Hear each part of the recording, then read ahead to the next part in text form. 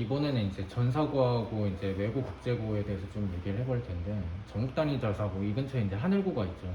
하늘고 이제 하늘고나 이제 상상고 형태를 이제 바라는 친구들이 있는데, 생각보다 수준이 굉장히 높고 가보면은 대부분 완성이 돼 있는 친구들이 많아요.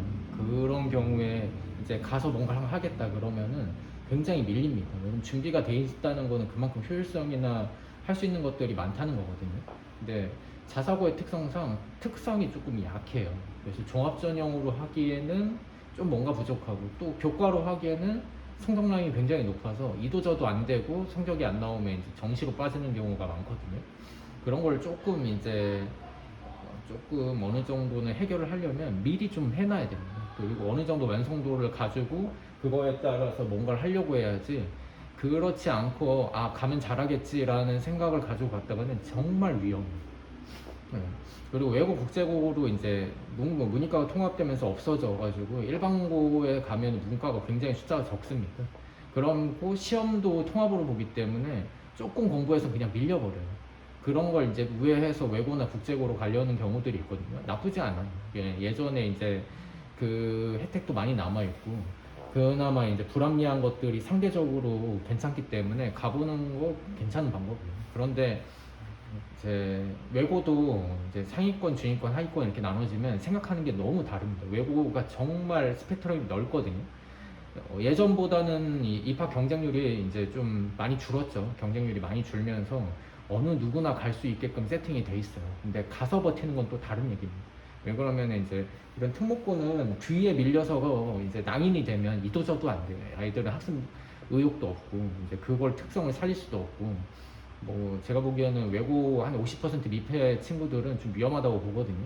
그러려고 하면 웬만큼 이제 이과, 그러니까 일반고 상위권 이과 정도의 수학 정도는 어느 정도 하고 가야 돼요. 근데 그게 안 됐는데 뭔가를 한다. 엄청 위험하죠. 외고의 특성상 이제 국영수 중에 두 과목은 잡아주는 게 좋거든요.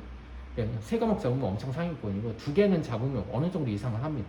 근데 두 개가 국어를 잡진 못해요. 외고가 국어를 잘하는 애들이 진짜 많거든요. 그리고 외국에 살다 온 애들이 국어를 잘 못하기 때문에 영어는 살리고 수학을 살리려고 하는 경우가 많아요. 아니면 이제 국어가 월등히 좀 잘한다면 국어, 영어가 잘 되고 이제 수학까지 잡아서 이제 상위권으로 가든지 어느 정도 패턴화 돼 있는데, 그걸 어떻게 잡냐, 그런 것들을 좀 생각을 해봐야죠. 그리고 고교학점제 형태에서는 이제 뭘 하나 잘한다, 이게 그렇게 좋지 않아요. 이제 수시가 정시 같은 수시가 되고, 정시는 수시 같은 정시가 돼서 이것저것 다 해야 되거든요. 근데 하나만 뭔가 몰빵해서 한다? 그건 살릴 수 있지만 결과적으로는 문제가 생기죠.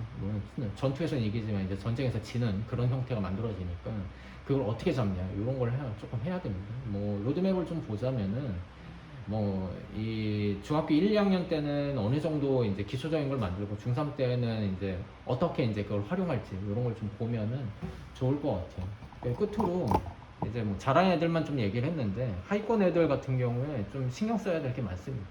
이게 중학교에서 이걸 못 잡고 고등학교로 넘어오면 거의 거기서 살아남지 못해요. 그러니까 성취도를 좀 올려주고, 자득이도 주고, 누군가 시켜서 하면은 더 하기 싫거든요. 그리고 이제 효율성도 깨지면서 뭐 정석이 나오질 않습니다. 그리고 제가 제일 중요하게 생각하는 거는 환경이에요, 환경. 공부를 안 하는 환경 속에 계속 있다 보니까 당연해지고, 그걸 또 습관을 잘 고치지 못해요. 중위권 애들은 그래도 습관이 어느 정도 잡혀 있는데, 하위권 애들은 습관도 안 잡혀 있고, 그걸 만들기도 좀 어렵습니다. 그걸 어떻게 해주냐, 이런 거 좀 좋게 봐야 될 것 같아요.